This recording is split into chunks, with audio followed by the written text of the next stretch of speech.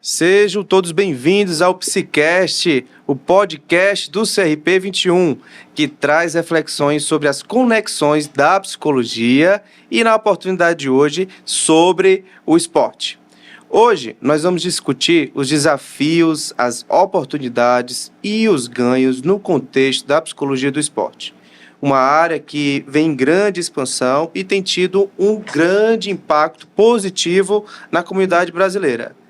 E para fazer parte aí desse grande encontro, nós temos aí duas super pessoas que eu sou suspeito a falar, mas que não estão aqui à toa. Rosiane, muito obrigado pela sua participação e por estar aqui conosco. Rosiane Lima de Oliveira, psicóloga clínica, tem diversas atuações e eu vou passar para te apresentar e mais uma vez agradecer aí pela essa linda oportunidade. Eu tenho certeza que a gente vai aqui trazer aí muitos assuntos bacanas. Mais uma vez, seja bem-vinda, Rose. Obrigada, Rodrigo. É um prazer estar aqui nessa oportunidade para falar de uma temática pela qual eu sou apaixonada, né? Que é o esporte e é a psicologia. Então, quero agradecer muito a oportunidade de a gente bater esse papo hoje para divulgar essa área que está cada vez mais em expansão e que bom que o nosso conselho tem tido esse olhar de trazer esses debates, essas discussões para a gente aproximar nossas temáticas também da comunidade. Maravilha. Lembrando, pessoal, Rosiane, que é formada em psicologia, especialista em saúde mental e avaliação psicológica, possui MBA em Desenvolvimento Humano e Psicologia Positiva, possui pós-graduação em Terapia de Aceitação e Compromisso, formação em Psicologia do Esporte e é membro da Comissão, de Psicologia do Esporte do CRP 21, além também de atuar como psicóloga da Secretaria de Justiça do Estado do Piauí e também vivencia aí, tem um esporte na veia, na parte da corrida e do ciclismo. Tem mais coisa, não tem, Rose? Ou é só isso? Atualmente, vamos ficar só com a corrida e o ciclismo. Muito bem. E agora, passar aí para o nosso segundo convidado, Antônio César Soromenho Santos de Oliveira, meu grande irmão, um grande amigo aí de outras vidas. E estamos aqui em mais um lindo momento da nossa história, dessa nossa empreitada que a gente tem aí já há alguns anos. Gostaria que você se apresentasse, você que tem já formação em psicologia e uma grande experiência na área da psicomotricidade, mas se apresente e te agradeço mais uma vez por você aceitar mais esse grande desafio que a gente está aqui. Então isso é muito importante, isso demonstra o quão grande a psicologia do esporte está hoje aqui no Piauí. Então, para já, queria te parabenizar, cara, porque isso é uma conquista de muitos, mas você foi o pioneiro, né? E me apresentar, meu nome é César Soromenho, eu sou bacharel em psicologia, hoje eu atuo como psicomotricista, trabalhei muito tempo aqui em Teresina, hoje sou parnaibano, né? Tive a minha formação em psicologia em Portugal, sou luso-brasileiro e estou aqui no Brasil há 14 anos, voltei, fui para Parnaíba, me sinto um cidadão parnaibano hoje, mas com muito amor à minha terra Teresina e ao nosso estado, né? Então, hoje sou especialista em psicomotricidade, especializando em neuropsicologia, construí agora a nossa clínica Viva Espaço Terapêutico em Parnaíba, voltada justamente para o movimento, dou muito valor ao movimento e à aprendizagem, à importância do esporte na aquisição de aprendizagens e na produção de seres humanos, mais do que atletas, seres humanos. E hoje vim pincelar um pouquinho sobre isso, né? Sobre o trabalho que eu tenho vindo a fazer na parte da psicologia do esporte e reabilitação e contribuir também com um pouco da psicomotricidade dentro da área da psicologia do esporte, essa correlação que a gente tem vindo a fazer. E tenho certeza que vai ser um momento muito bacana e eu vou aprender mais uma vez muito com vocês aqui hoje. Espero estar contribuindo também. Perfeito, maravilha, César. Além dessas formações que você pontuou, você também, desenvolveu aí o modelo. Na verdade, nós desenvolvemos juntos. Sim. O modelo Te-Ajudes, e você vai falar um pouco mais sobre o que é isso. E hoje você também é sócio proprietário de uma clínica, que tem atendimento multidisciplinar e está em um trabalho também pioneiro lá na cidade de Parnaíba, desde, acho que pós-pandemia, né? Desde 2020, 2021. Durante a pandemia, na verdade, você 2021 começou, né? eu fui pra lá. Então a gente vai falar um pouco mais. E eu preciso me apresentar também, né? Como é um momento que realmente é muito significativo, vocês que a gente já está junto há algum tempo, vocês sabem da luta que é feita ao longo desse tempo. E realmente é bem importante, porque eu acho que momentos como esse fortalece e a gente vai, de fato, deixa o nosso legado, porque o conteúdo e o que a gente fala aqui hoje aí vai ser disponibilizado aí, a gente não consegue mensurar por onde isso vai chegar, mas que certamente são conteúdos que serão utilizados em aulas de psicologia, que muitos profissionais e novos profissionais que vão vir para o mercado de trabalho e que têm interesse em trabalhar com a parte que envolve esporte e atividade física, certamente vai ter a oportunidade de conhecer. Né? Então, me apresentando, eu estou como vice-presidente do CRP 21, já tenho aí atuação dentro da psicologia do esporte desde 2015, aqui no estado do Piauí, e já há algum tempo aí ganhando o estado afora. Tenho uma especialização em tanatologia, em terapia cognitivo-comportamental, e também, nesses últimos 5 anos, tenho feito aí uma correlação entre psicologia do esporte e gestão esportiva, que é o que a gente vai falar um pouco também, do que é essa relação e de que forma que a gente pode trazer oportunidades para a atuação da psicologia do esporte. E eu tive a oportunidade, no ano de 2024, terminar um curso pelo Comitê Olímpico do Brasil, de gestão esportiva, é um curso que tem a certificação do COI, que é o Comitê Olímpico Internacional, e já tenho aí atuação também com modalidades individuais e coletivas. Então, gente, tem muita coisa que a gente tem para falar aqui, o nosso tempo ele tem que ser controlado, então a gente vai tentar aqui seguir uma linha de base aqui de alguns assuntos. E aí a gente vai ficar nessa dinâmica, nesse bate-papo, e aí fiquem à vontade para vocês irem fazendo as colocações diante do ponto inicial que eu vou trazendo, mas não se limitem a isso, tá? Fiquem bastante à vontade. Já que a gente traz uma temática que é inédita, tem um pioneirismo ainda dentro do nosso estado, começou aí, e é importante eu trazer aqui esses fatos, principalmente para quem vai nos escutar, começa ali por volta de 2014 ainda com a Diana, que é uma psicóloga que até hoje atua na arbitragem. Em 2015 vem eu, aí vem outros profissionais, vem Avelino, vem a professora Lívia, lá em 2017 em Parnaíba, e aí os outros profissionais, né, que também estão aqui, Rose e César, mas ainda somos muitos poucos, né, a gente conta nos dedos. Sim. Não passa de 20, dá um pouco mais de 10, mas é importante ter essa linha do tempo, porque ao longo desse tempo a gente conseguiu desenvolver aí algumas estratégias bem positivas para divulgar a modalidade e levar o nome do Piauí, né, Brasil e mundo afora, que hoje a gente já consegue e a tecnologia nos proporciona. Então, vem esse tempo e aí em 2016 para 2017 a gente começa um trabalho dentro do Conselho de Psicologia, primeiro com o GT, né, um grupo de trabalho.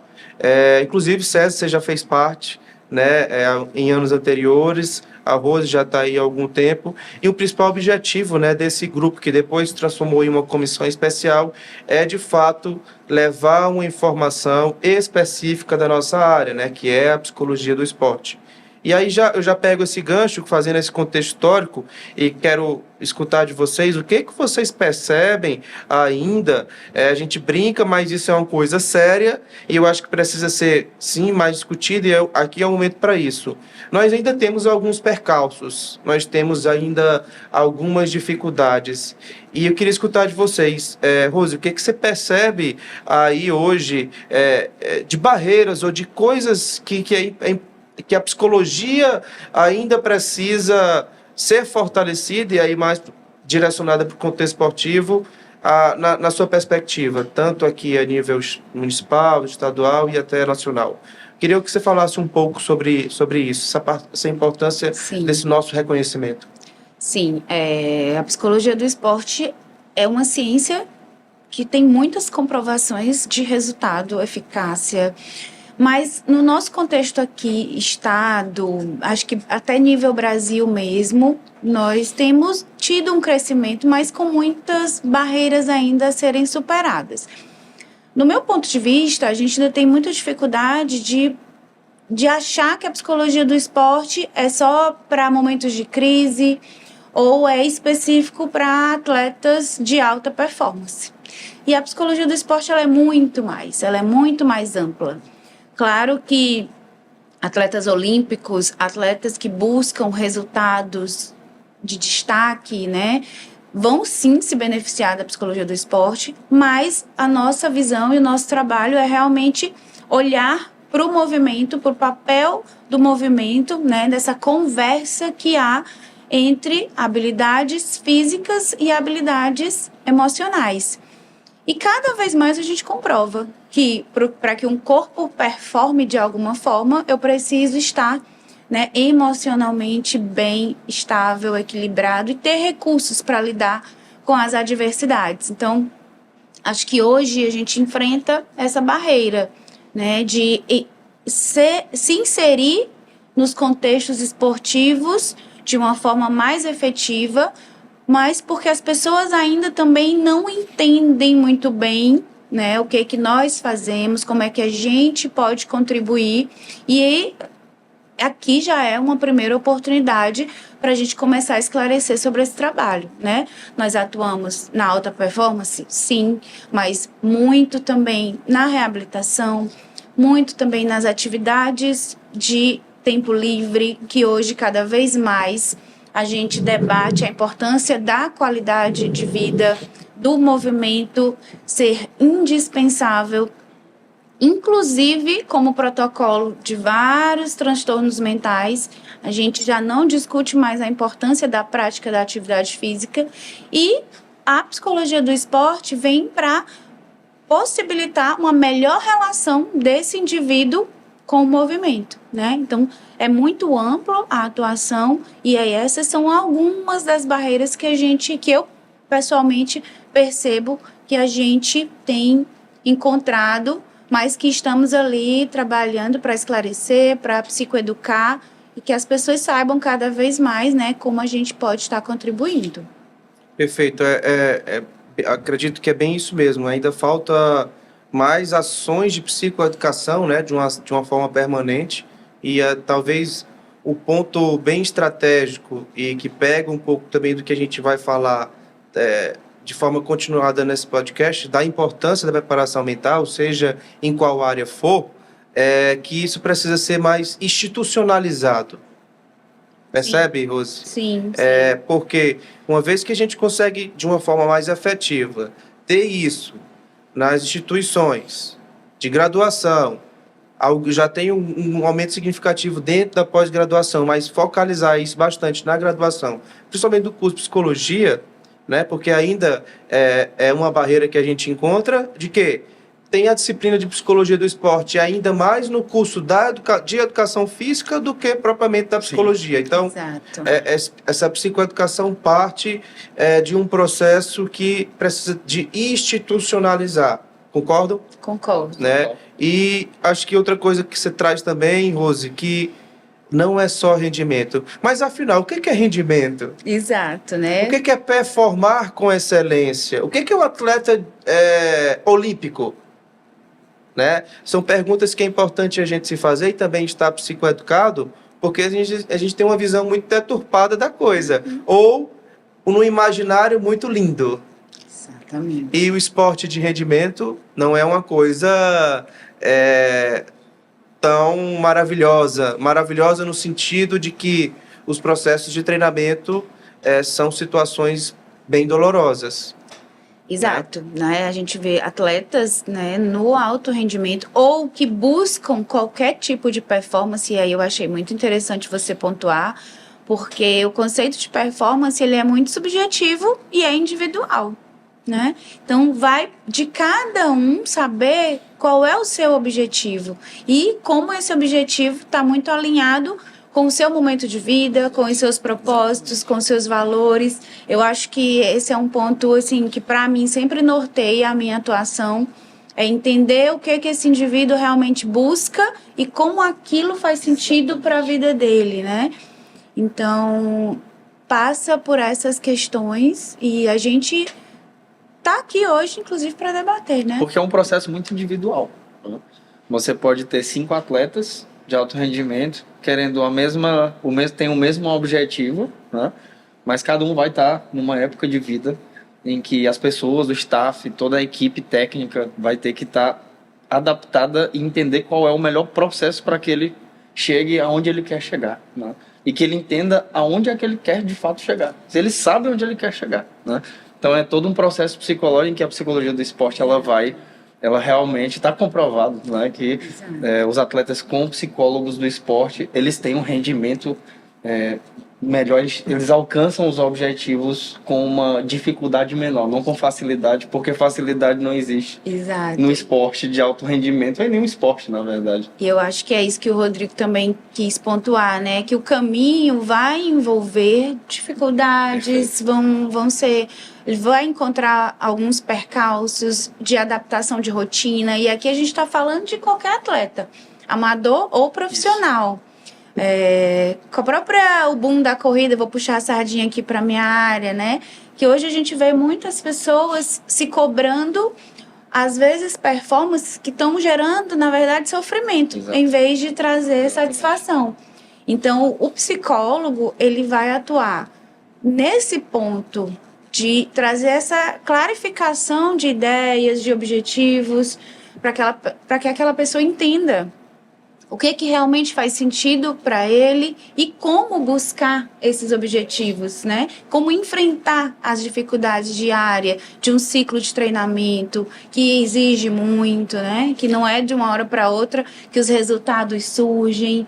Então, são muitas as variáveis que a gente pontua e está ajudando esse sujeito nesse caminho. Que, inclusive, isso é algo que eu quero que você pontue um pouco mais, logo mais, porque entra já na sequência desse primeiro tópico de validar a importância da nossa atuação. Mas, passando a bola para você também, César, o que você percebe?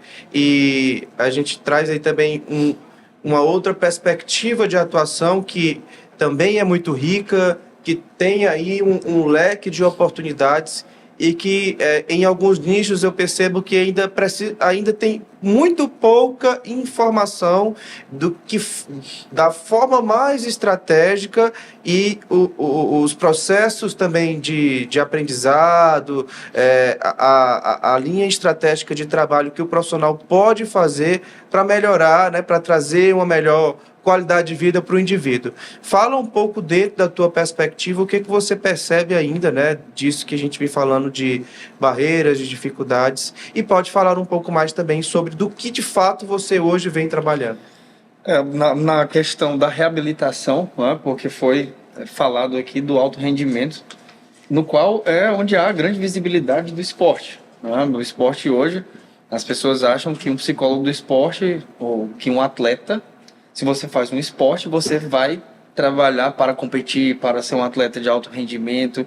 E não é. O esporte é muito mais do que isso, né? O esporte, ele é uma reabilitação para a vida em vários âmbitos. Tendo você um diagnóstico, um transtorno de neurodesenvolvimento, um transtorno psicopatológico, independente de qualquer coisa, o esporte ele vai agregar funções para a vida, de generalização para a vida. Cada esporte vai ter a sua especificidade, em que ele pode te desenvolver como ser humano.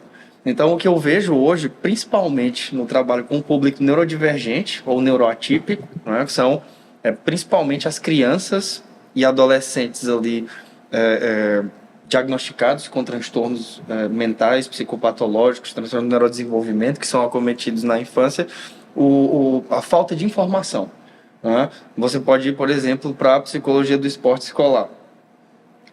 Vamos para as escolas. Nas escolas você tem o PEI, que é o Plano Educativo Individual, para crianças, ou seja, uma adaptação curricular para que aquela criança possa acompanhar os conteúdos com a turma dela, para que ela não reprove, mas vai ser uma adaptação na medida em que aquilo que ela pode e consegue aprender. Isso não é feito para a educação física, por exemplo. Pode até ser feito, mas não é bem executado. Porque você não vê o público neurodivergente, ou seja, eu a nível clínico, uma das maiores, e a nível de, como professor de jiu-jitsu, do modelo TEA-Jutsu, uma das maiores queixas é justamente o meu filho não consegue fazer educação física, ele não acompanha a aula de educação física, ele não quer fazer. César, só explica também para quem está nos acompanhando o que é neurodivergente, o que é neuroatípico. Tem diferença sobre isso? Não, Fala um pouco pra são gente. nomenclaturas, né? O neuroatípico, o neurodivergente é aquele que foge do padrão neurológico típico. Então, é dividido hoje como o neurotípico e o neuroatípico ou o neurodivergente, porque diverge do neurotípico, né? Então, isso são nomenclaturas, mas o importante, como eu digo para todos os meus pacientes e pais de pacientes, um diagnóstico não vai determinar quem você é. Ele é uma condição que pode te dar várias outras habilidades que pessoas que não têm aquele diagnóstico não têm. Então, e você só consegue visualizar isso através do seu trabalho do dia a dia com esse público. Então, a nível de esporte, é um público em que os pais, por exemplo, das crianças não têm essa informação, os próprios professores, os atletas que fazem esportes não têm essa formação, não buscam muito também, porque não há essa psicoeducação da importância do esporte e do manejo com esse público. Por exemplo, eu tenho uma turma de 26 alunos de jiu-jitsu. Nela, eu tenho algumas crianças diagnosticadas. Elas conseguem acompanhar aquela turma. Eu tenho uma outra turma do TEA-Jutsu, voltada única e exclusivamente para habilidades sociais, habilidades básicas de aprendizagem, né? Contato visual, segmento de instrução simples. Então, o objetivo aqui é o mesmo nas duas turmas. O objetivo é o mesmo, é formar seres humanos funcionais que generalizem comportamentos funcionais e sejam produtivos como seres humanos num futuro nem tão distante, né? Então, o atleta de alto rendimento, ele não é o suprassumo do esporte, né?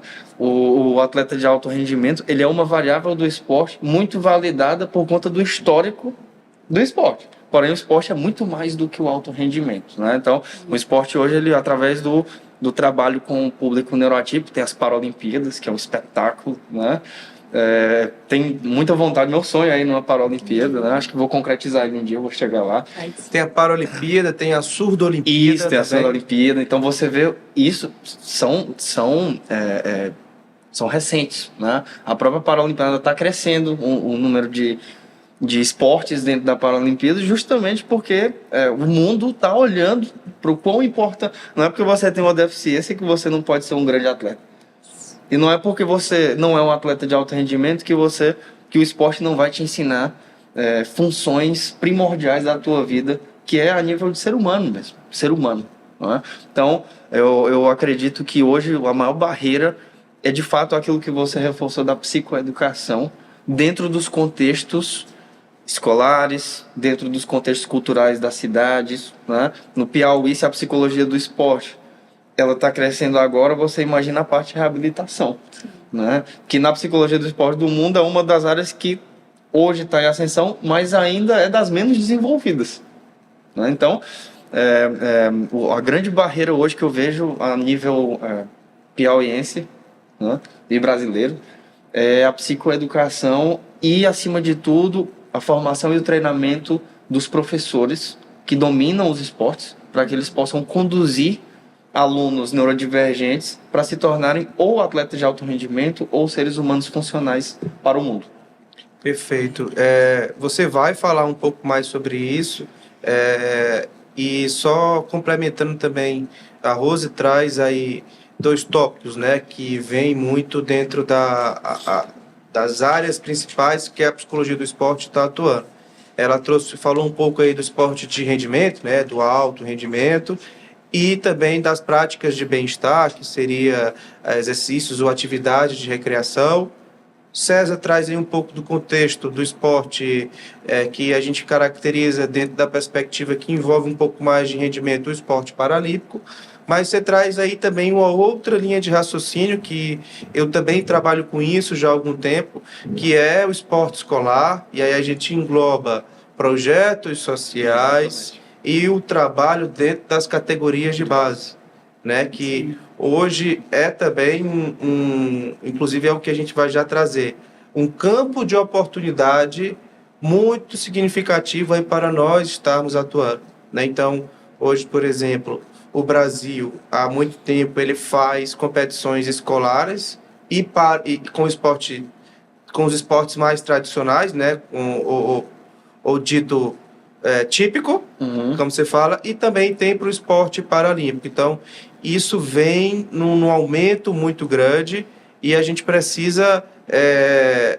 desenvolver, né, mais estratégias para a gente poder estar se fazendo presente. Então, só gostaria de pontuar isso. E tem também uma outra área, a gente não vai se aprofundar tanto aqui, talvez fique para um próximo podcast, que é a área também de consultorias, de academias. É importantíssimo. Que é extremamente importante. Talvez você possa até falar um pouco da tua visão dentro do contexto do que é possível fazer dentro das consultorias, já que você vem e que hoje a corrida vem dando um boom, né? Então, mais para sintetizar, e obrigado por vocês terem trago esses pontos. E aí volto para você, Rose. A gente traz essas discussões e, na tua visão, dentro do que você já vem atuando, o que você vê aí também de oportunidades, de possibilidades? Caramba, eu acho que... Acho não. Onde tem gente, a psicologia pode estar fazendo presente. E a gente fala, né, de clubes, de escolas que desenvolvem a parte de esporte. Por exemplo, aqui no Piauí tem os jogos escolares, tem vários clubes que estão exportando atletas aí também para fazer a transição para o alto rendimento. E além dos projetos sociais, né, que são feitos com federações, com associações, com entidades que promovem o esporte. Mas, Rose, o que você percebe de...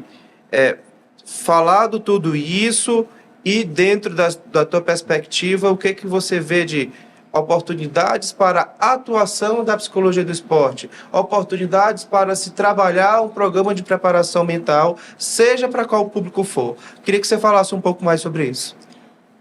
Pegando até o gancho aqui do que o César falou, né, que o esporte, ele é um instrumento de preparação para a vida, de desenvolvimento de habilidades para a vida. Então, nós podemos estar atuando nas mais diversas áreas, como você também pontuou, onde há pessoas, ali há uma área de atuação para um psicólogo, porque nós estudamos essa relação do indivíduo, né, com os diferentes contextos, com os seus objetivos, com as suas subjetividades também. Então, treinamento de base, né, nas equipes, preparar ali os atletas desde a infância, que a gente vê hoje que as pessoas elas têm essa consciência de introduzir as crianças no contexto esportivo, mas muitas vezes sem a devida orientação da melhor forma de como conduzir isso, né, respeitando cada etapa do desenvolvimento infantil. Então, a gente precisa estar de olho, de conduzir essa relação dessa família com a equipe, com o professor, né, ali do esporte, do técnico, enfim, se for fora do ambiente escolar, né. Eu vejo muitas vezes essa dificuldade de estar manejando esse diálogo entre o professor, o técnico, a família e a criança e o atleta, né. Então, a gente deve sim se inserir nesse contexto. Os contextos de academias, como você falou, quem nunca conheceu alguém que se matriculou e aí foi uma, duas vezes e desistiu, mesmo sabendo da importância, porque a gente sabe que esse comportamento de procrastinação não tem a ver com preguiça ou com má vontade, como muitas pessoas ficam nesse conflito emocional. Então, é preciso o psicólogo se inserir, e é possível, né, se inserir nesse contexto das academias para facilitar a adesão ao exercício, as assessorias. Então, são os mais diversos contextos aí que os psicólogos devem estar refinando esse olhar para estarem levando esse nosso conhecimento de desenvolvimento de habilidades para a vida, como o César falou. Maravilha. E, inclusive, é algo que você também faz, né? Que seria... E é uma oportunidade também para a psicologia hoje dentro do Brasil, dentro dos programas de saúde mental. Hoje vem se falando muito, por exemplo, da NR1, Sim. né, dentro de as empresas, e a lei vai determinar que todas as empresas, seja ela de qual porte for, sejam empresas que trabalhem com o desporto ou não, mas que tenha aí... Que promovam dentro da empresa a ação, a atividade física. Né? Exatamente. E a psicologia vai ser extremamente fundamental dentro desse processo, né? A gente fala muito da psicologia organizacional, mas a psicologia, o profissional com o olhar das ciências do esporte, com a prática esportiva, né? Inclusive, você já desenvolveu Sim. atividades como essas em órgãos, né? Instituições públicas e privadas aqui do estado. Fala um pouco para a gente também, que é uma oportunidade para a psicologia se fazer presente. É verdade, Rodrigo. Assim, eu tive um caminho, né, dentro da psicologia. Vou até tentar sintetizar. Então, a gente sempre sai ali da formação com aquele olhar para a saúde mental. Então, trabalhei durante muito tempo com esse foco, né, da reabilitação em si ali, trabalhando com a psicopatologia. E, de repente, o meu olhar foi me trazendo uma vontade de algo novo, de algo diferente, de mudar o foco. E, em vez de olhar para a doença, começar a olhar para a promoção da saúde. Foi nessa migração que eu descobri a psicologia positiva e logo em seguida a psicologia do esporte, né? Comecei a aplicar em mim, na verdade. Na época da pandemia, eu me vi ali, me transformando ali numa atleta semi-amadora, né? Com o ciclismo, depois com a corrida. E aí conheci a psicologia do esporte e experimentei a enorme transformação que ela traz de bem-estar e de qualidade de vida. Então, mudou totalmente a minha forma de atuação, mudou o meu olhar, as instruções que a gente tende a repassar para os nossos pacientes, de trazer cada vez mais essa conscientização para o autocuidado. E agora a gente vê realmente, né, essa política de trazer algo normatizado para o ambiente de trabalho, porque a gente sabe que os colaboradores nas empresas têm apresentado um índice de adoecimento preocupante, né? Então, o burnout, o estresse crônico vem sendo algo alarmante, ansiedade, né? também, né? A própria, ansiedade exatamente. generalizada, crise de ansiedade, crise de pânico. Exato. Então, o contexto de trabalho hoje, essa busca por performance, para o resultado, né? Então, a psicologia do esporte tem uma proposta de cuidado nesse sentido, né?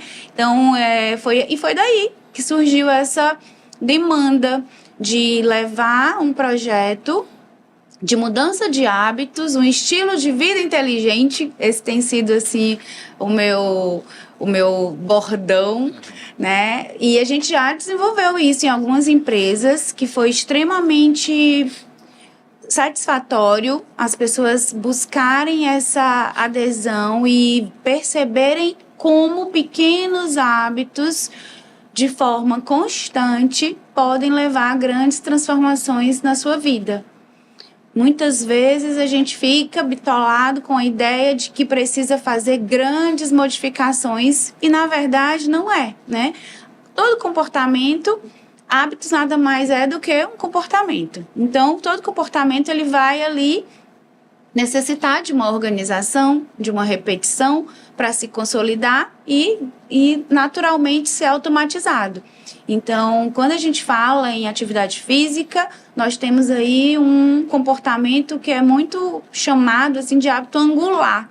Quando você começa a prática do movimento, da atividade física, automaticamente você dorme melhor, você tende a se alimentar melhor, você começa a manejar o estresse de uma forma mais saudável, seus níveis de ansiedade reduzem, isso é comprovado. Então, o movimento e inserir a atividade física é um instrumento muito poderoso para que a gente possa viver melhor. E a NR01, a partir agora de maio, né, já começa a cobrar isso das empresas, esse olhar para esse cuidado dos riscos psicossociais também no ambiente de trabalho. E a psicologia do esporte tem muitas ferramentas para ajudar nesse processo, né? De melhorar a qualidade de vida e também a performance no ambiente organizacional.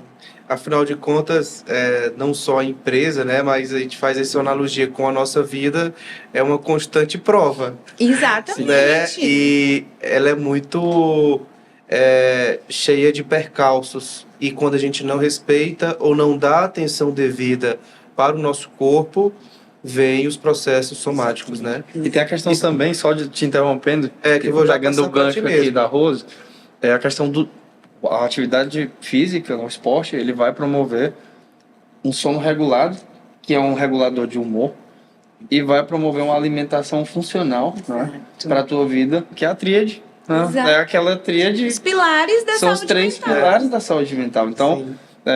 realmente, vem muito a calhar, né, investir no esporte dentro das empresas, porque isso vai aumentar a produtividade dos profissionais e dos funcionários e dos colaboradores como seres humanos e, consequentemente, a produtividade da própria empresa em si. Os resultados vêm, Exato. né? Um colaborador que ele está bem, que ele está dormindo bem, que ele está se alimentando bem, que Sem ele está dúvida, sem satisfeito, que ele está levando um olhar de equilíbrio das suas relações emocionais, tanto no trabalho como em casa, né?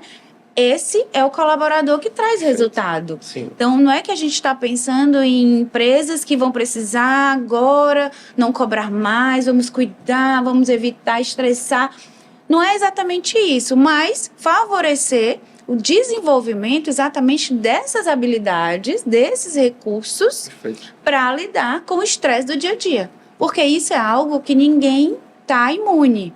A vida tem disso. Bastante. Como você falou, né? Todos os dias é um desafio. Uma prova. Todos os dias é uma etapa, né? A ser vencida. A ser vencida. E que bom que é isso, que é assim, né? Sim. Então eu tenho um olhar que a gente também não deve buscar essa questão de uma vida fácil. Não, a vida Que não vai ser. que não vai ser. A vida, ela tem esses desafios e é o que move o ser humano. É essa busca, né, por alcançar objetivos, metas. A questão é mesmo como a gente equilibra tudo isso para manter uma saúde mental. O equilíbrio que é fundamental e é um dos pilares aí talvez mais estratégicos que a psicologia se faz presente, né? Para a gente trabalhar essas habilidades psicológicas, emocionais, para que o indivíduo, seja em qual local ou qual instância esteja dentro do esporte, para conseguir controlar. Mas, César, eu passo para ti, até pegando o gancho do que a Rose fala sobre pequenos hábitos, pequenos comportamentos, e aproveitar que você é um excelente analista do comportamento. Obrigado. Fala um pouco... Sou um eterno aprendiz. Exato, mas fala um pouco do olhar que a análise do comportamento e a neuropsicologia traz esses benefícios e esses ganhos para o indivíduo e fazendo essa correlação em prática de atividade física. Como enfim. psicomotricista, eu vou começar pelo cérebro. E pelo cérebro, exatamente. Então vamos lá, tem uma coisa chamada neuroplasticidade. Né? Então, a neuroplasticidade é a capacidade do seu cérebro crescer ou diminuir. Assim como o seu bíceps, como a sua posterior, como a sua panturrilha. Né? Então, o cérebro ele não foi feito para gastar energia a nível histórico, filogenético. Sim. O nosso cérebro foi feito para poupar energia, porque a função dele é de sobrevivência. Certo. Para que o nosso cérebro cresça, ele precisa gastar ATPs. E ele não quer isso. Então, a disciplina e a rotina e o treino é o que vão determinar, de fato, a performance funcional em qualquer coisa da sua vida. Seja ela no esporte, seja ela no concurso público, seja ela nos seus relacionamentos diários, seja ela na sua mudança de comportamento. Porque todo comportamento é passível de modificação, certo? Através, como a colega aqui, Rose, falou, treino e repetição. Nada resiste ao treino e à repetição. Verdade. Tá? A motivação, ela nunca vai ser igual. Nunca. Você tem dias que você vai acordar, você não vai estar motivado como você estava ontem, mas a disciplina de ir lá e fazer é o que vai determinar a neuroplasticidade. E, da mesma forma, você vai para a academia, você passa 3 meses sem treinar. Você vai para a academia, faz um treino. O que vai acontecer com você no dia seguinte? Todo. Você vai estar todo quebrado. Né? E o cérebro dizendo, não vá. O cérebro dá informação de morte. Né? Da mesma forma, quando você você é professor de matemática, de português, se você colocar um exercício aqui, alguns de vocês não é bom em matemática, assim? Eu. Ruim. Então, A gente fica somos três, né? Então chegou aqui uma equação de álgebra com álgebra linear. Na hora que eles puserem aqui essa equação, nós três que não temos o cérebro adaptado a esse treino, a gente vai bocejar. A gente vai pegar no celular, nós vamos apresentar os nossos comportamentos de fuga e esquiva, que são o padrão do ser humano. E não é simplesmente porque ele não quer fazer. É porque o cérebro está tentando sobreviver sem gastar aquela energia. E isso é muito importante. A gente entender os processos neurofisiológicos, entender que não é porque eu não quero, entender que o cérebro ele dá muitos comandos e que você tem que saber controlar e entender esses comandos. Então, a partir desse momento que você consegue compreender os processos neurofisiológicos, como é que funciona a sua neuroplasticidade, então você está apto a começar a ter ações motoras em função da execução daquilo que você se propõe a fazer. Isso é o que vai determinar, de fato, a boa performance em qualquer coisa na sua vida. Treino e repetição, antes disso, o conhecimento, não é? E isso depende de nós, psicólogos. Né? A gente precisa psicoeducar e explicar esses processos, porque da mesma forma que eu não sabia antes de alguém me ensinar, a maior parte das pessoas não compreende isso. Então, meu Deus, eu não vou... Hoje é segunda-feira, eu fui para academia. Pronto, eu vou quarta. Né? Eu tô todo quebrado. Quarta-feira, não, hoje já é quarta, eu vou começar na próxima segunda. E isso para o cérebro é maravilhoso. Isso. A zona de conforto que falam, o pessoal até brinca, que zona é essa que eu nunca tive? Mas a zona de conforto ela é cerebral. Né? Ela é neurológica. Então, quando você entende que essa zona de conforto depende da sua ação motora, então você começa a mudar alguns comportamentos em prol da boa performance naquilo que você se propõe a fazer. Eu acho que esse é a parte mais importante, a meu ver, da psicomotricidade, da neuropsicologia e da psicologia do esporte em si, no meu trabalho. Não é? Na verdade, em todas as áreas da psicologia do esporte. Seja ela escolar, categorias de base, reabilitação, consultoria, não é? Mas o mais importante é você entender os processos em que o seu cérebro vai estar demandando sobrevivência, e demandar sobrevivência é o mínimo gasto de energia possível. E para que você adquira novas habilidades, você precisa gastar essa energia. Para você gastar essa energia, você precisa se movimentar em prol disso. É uma sequência. Fantástico. Pode falar. E aí vencer essa resistência, César, é que eu acho que a pessoa, quando ela percebe o resultado depois do esforço, Perfeito. né?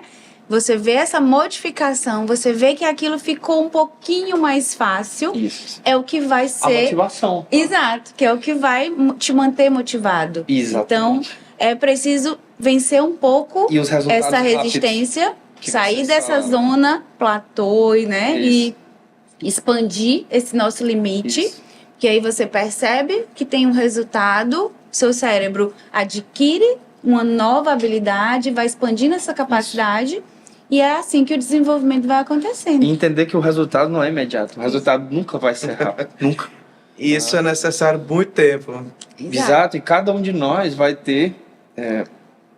como você falou, cada atleta ele vai estar no momento da sua vida que não é o mesmo da sua, e a gente precisa compreender esses momentos. Você pode fazer, eu faço jiu-jitsu há 11 anos, o meu rendimento não é igual em todos os treinos, né? Não, porque eu não me alimentei bem. Tem treino que eu me alimento bem e o meu rendimento não é tão bom assim, né? Porque a minha cabeça não está disponível e eu preciso compreender isso. Quando eu tenho esse autoconhecimento, né, essa consciência corporal, essa consciência de processo neurofisiológico, de como funciona, então eu já estou apto a poder me mover em prol de alguma coisa. E o resultado nunca vai ser rápido. O resultado nunca é rápido. Compreender isso, o esporte ensina muito isso pra gente também. O esporte... Existem 2 pontos aí importantes que você traz, César. Primeiro, essa explicação da psicomotricidade, ela é fantástica. E sim, acho que muita gente ainda desconhece uma explicação que, pela forma que você traz, é simples, todos nós conseguimos compreender. E quando a gente consegue compreender, a gente leva essa informação mais direcionada para a comunidade do esporte, para a comunidade educacional. Então, quando você traz essa explicação que, uma vez que tem os processos de estimulação, isso vai moldando, Perfeito. né, vai se adquirindo novas aprendizagens, e isso vai moldando o comportamento e vai lidando aí com um dos males que hoje grande parte das pessoas trazem, que eu tenho grande dificuldade e eu procrastino.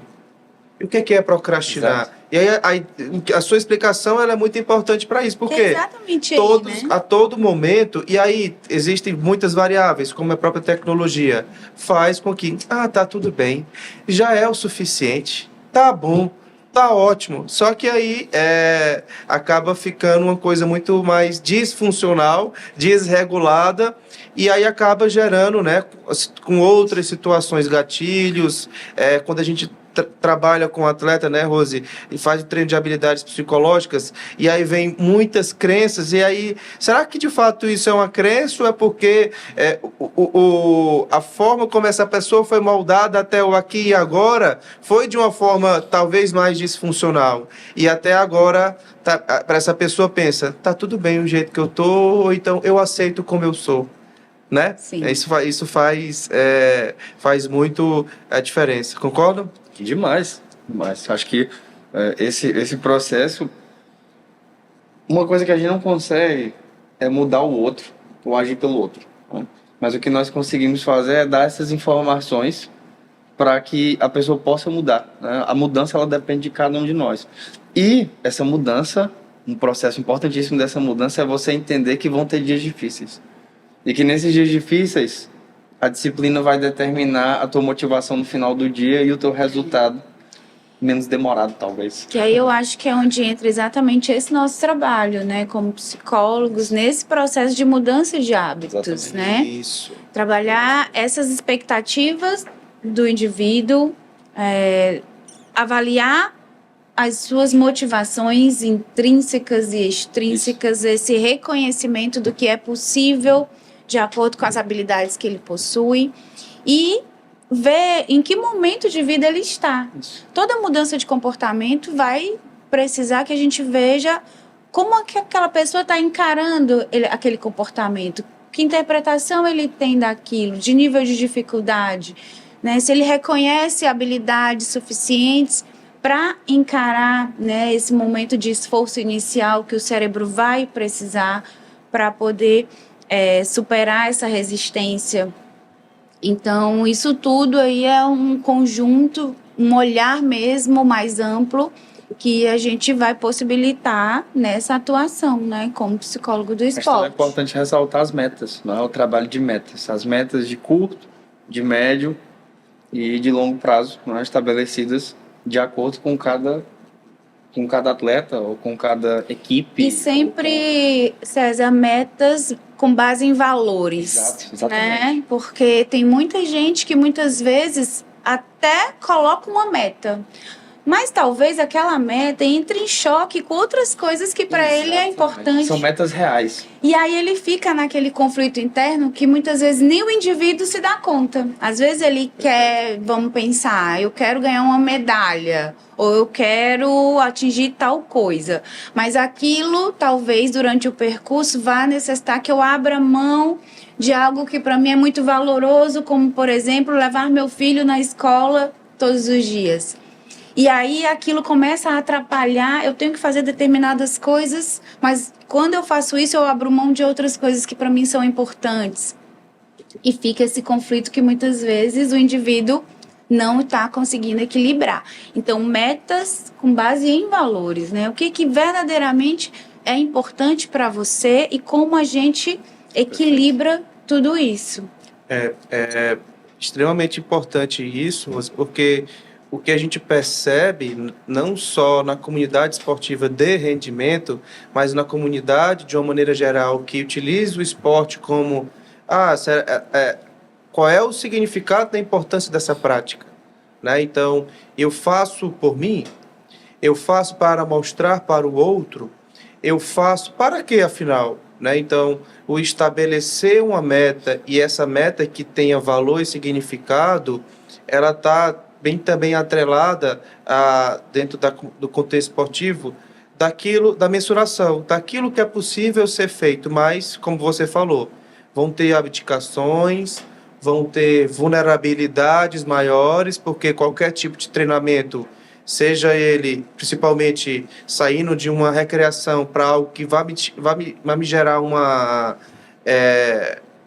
aumento ou alcançar uma performance maior, vai gerar dor. Sim. Vai gerar desconforto. Muito desconforto. Né? Mas de que forma que nós lidamos com isso?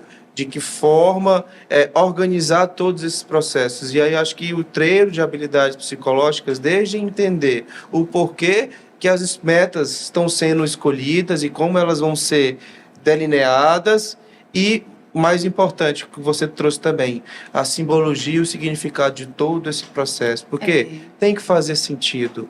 Alguma coisa tem que estar atrelada aos fatores internos, né? As questões intrínsecas, para que a gente não caia mais uma vez em grandes situações que acometem ou que acarretam graves processos de adoecimento, né?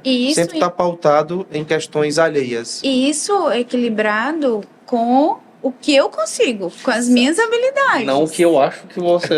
Né? A meta não sou eu que estabeleço para você. Eu estabeleço como psicólogo com você. Exato, tem que ser uma meta real. E porque às vezes você deseja algo e será que aquilo cabe mesmo, né? De acordo com as suas habilidades, né?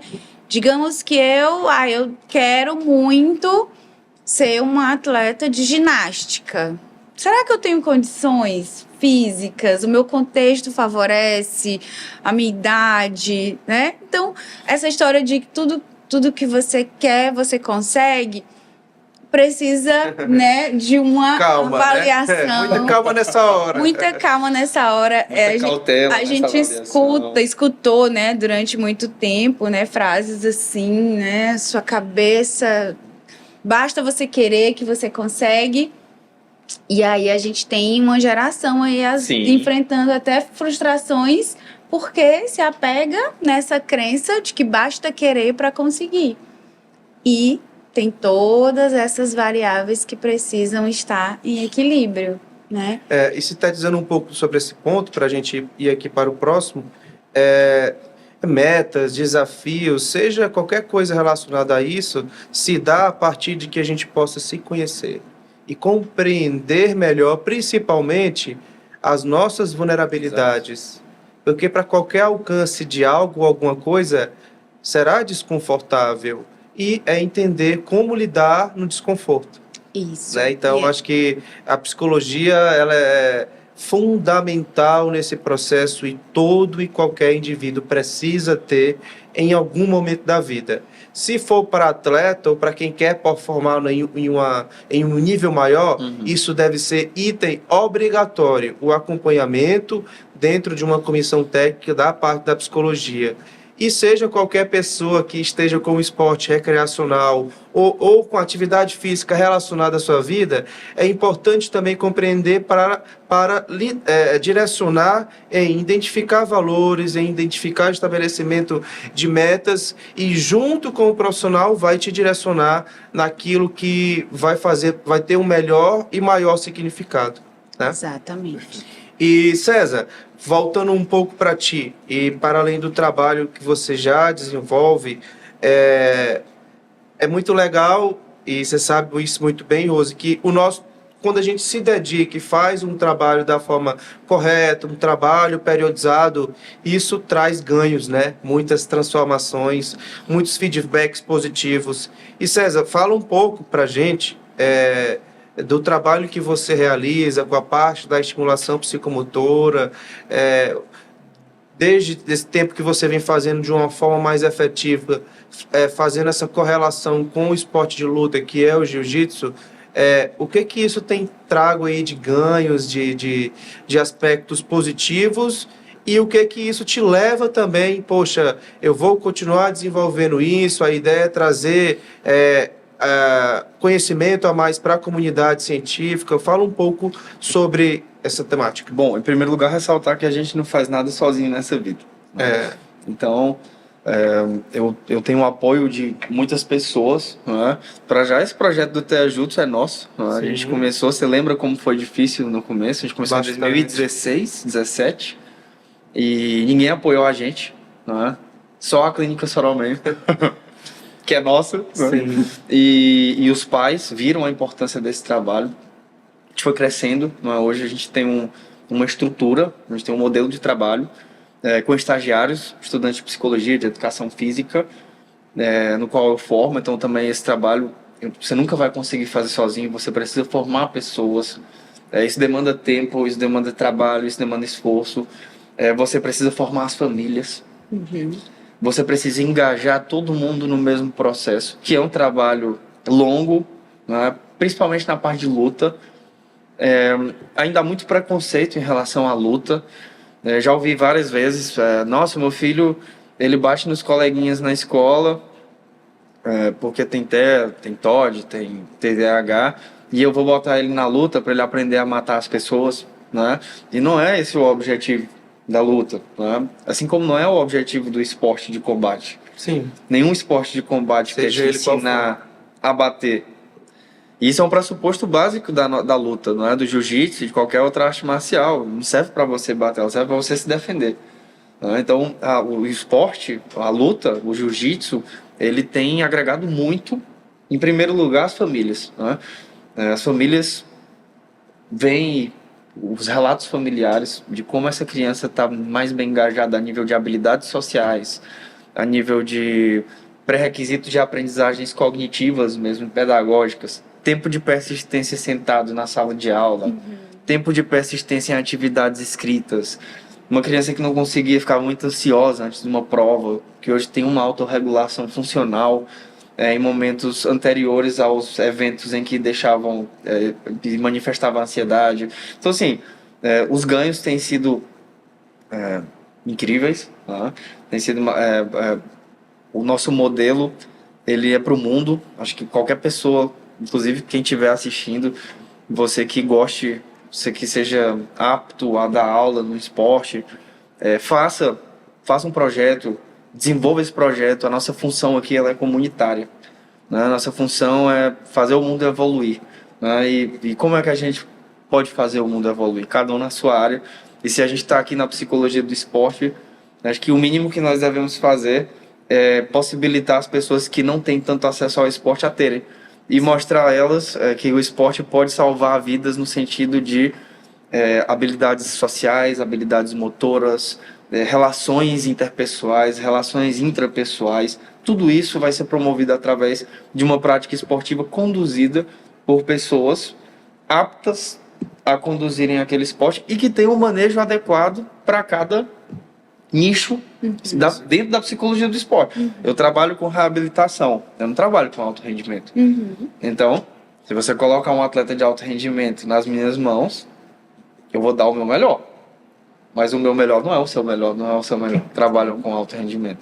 E da mesma forma, quem trabalha com alto rendimento e não trabalha com reabilitação, não quer dizer que não possa. Mas tem que aprender e tem que procurar os profissionais adequados para que... e pode até ser melhor, né? Como diria Lavoisier, nada se cria, tudo se transforma. E a psicologia do esporte é isso. A gente vai vendo modelos, o Luciano Castelo Branco, né? Nossa mestre, o Rodrigo, é um dos grandes mestres da psicologia do esporte para mim. Tem outros grandes professores que eu sigo e que pergunto e que mantenho contato, porque eu acho que a base de tudo na vida é você saber que você não sabe de tudo e que existem pessoas que têm mais habilidades, que têm menos habilidades, e as que têm menos habilidades você pode ajudar, né? As que têm mais habilidades podem te ajudar. E você tem que saber procurar isso. Você tem que saber procurar e por onde procurar. Então, a nossa missão aqui, eu acho que o nosso grande ganho no Teajutsu e nesse trabalho de reabilitação na psicologia do esporte foi esse engajamento. Engajamento entre a família, o desenvolvimento individual de cada aluno dentro do processo grupal. Né? Então, Crianças que tinham hipersensibilidade tátil, hoje se abraçam. Né? Crianças que tinham hipersensibilidade auditiva, se abraçam e gritam lá. A gente tem um gritinho lá no TEA Juntos, todo mundo faz a rodinha. É um trabalho fantástico, né? Então a gente vai... Vou passar para a Rose agora, para ela, por conta do nosso tempo, tá? Certinho. E Rose, Oi, diga. Já foi? Já acabou? A gente vai só... eu vou encerrar, tá bom? A Rose vai falar aqui mais um minutinho e eu encerro, tá bom? E Rose, fala um pouco também desses ganhos, né, dentro da tua linha de trabalho que você vem percebendo, de experiências exitosas. Então, são inúmeros os ganhos e, inclusive, nessa última fala do César, ele citou exemplos belíssimos de como a gente consegue realmente se preparar para a vida através do esporte, né? Então, desenvolver resiliência, desenvolver autoestima, contatos com as pessoas, melhores relações. Então, eu acho extremamente válido, né, a gente buscar aprofundar. Convido, né, muito que os psicólogos que de repente estejam nos ouvindo tenham essa curiosidade de buscar entender como atuar nessa área, porque também César citou brilhantemente, não há nada específico e extraordinário. Nós somos psicólogos e atuamos trazendo as técnicas da psicologia, que é uma ciência, aplicadas dentro daquele contexto específico, né? Diante de cada das pessoas que estão na nossa frente. Então, não existe nada muito complexo. Existe esse treinamento, né, de cada um para buscar reconhecer as especificidades da área e trazer as técnicas da psicologia que já são conhecidas para a gente levar essa transformação mesmo para o mundo. Maravilha. Rosiane, César, eu agradeço bastante a oportunidade, foi um momento muito rico. Eu tenho certeza que isso realmente, como eu falei no início, vai aí chegar a locais onde a gente não tem como mensurar, mas eu acho que conseguimos passar uma mensagem bastante positiva e, sobretudo, de ver caminhos e possibilidades através da atuação da psicologia e o contexto esportivo. Eu agradeço bastante a oportunidade. Em breve vocês todos vão ter a oportunidade de acompanhar esse podcast, então curtam, compartilhem e convidem a todos a escutar esse momento aí que foi muito rico. Muito obrigado e que a gente siga firme, desenvolvendo aí um trabalho de excelência por onde passamos e promovendo, sobretudo, o compromisso ético e profissional de desenvolver boas ações através do cuidado com o outro e fortalecendo sempre a psicologia. Muito obrigado, pessoal.